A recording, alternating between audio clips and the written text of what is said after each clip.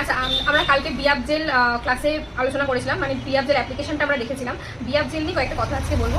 বিয়াব জেলটা কখন আমরা ইউজ করি এবং কেন ইউজ করি, এর দরকারটাই বা কী আছে। বিয়াব জেল হচ্ছে এমন একটা প্রোডাক্ট যেটা থিকনেসটা পলিশের থেকে বেশি হয় এবং বিল্ডার জেলের থেকে একটু পাতলা হয় বিয়াব জেলটা, ঠিক আছে। তো আমি জানি না আজকে এই কথাগুলো বলছি, জানি না আবার ওইটাকে নিয়েও কোনো কন্ট্রোভার্সি বা এরকম অনেকে বলতেই পারে যে এত ডিটেলসে যদি সব কিছু এখানে সোশ্যাল মিডিয়ায় বলে দেওয়া হয় তাহলে ক্লাসে কি শেখানো হবে বা কিছু। যাই হোক, আমার মনে হয় যেটা বলা উচিত তাই বললাম।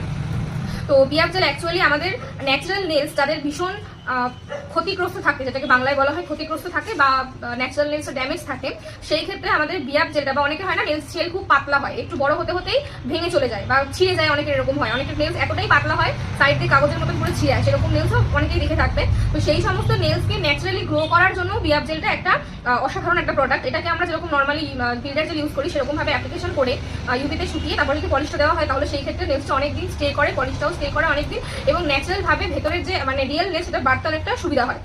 আর এটা এখন আমরা বর্তমানে ওভারলে করার সময় আমরা এটা ইউজ করি, মানে বিল্ডার জেল যদি ইউজ না করতে চাও তো সেই ক্ষেত্রে অ্যাকচুয়ালি এটা অনেক রকম শেডেও পাওয়া যায়। মানে যেরকম আমার কাছে এটা আছে সিলসে বিয়াব জেল, এটা নিউড শেডে আছে, নিউডেরও অনেক রকম শেডে পাওয়া যায়। এটা তোমরা হোয়াইট কালারেরও পাবে, ট্রান্সপারেন্টও পাবে। আমি একটু নিউড শেডে দেখে নিয়েছি। তো এটা অনেক সময় ওভারলে করার সময় শুধুমাত্র এটা অ্যাপ্লিকেশন করে টপ করে দিয়ে সিল করলে পারো, নেলস খুব ভালো থাকে, সুন্দর লাগে দেখতে।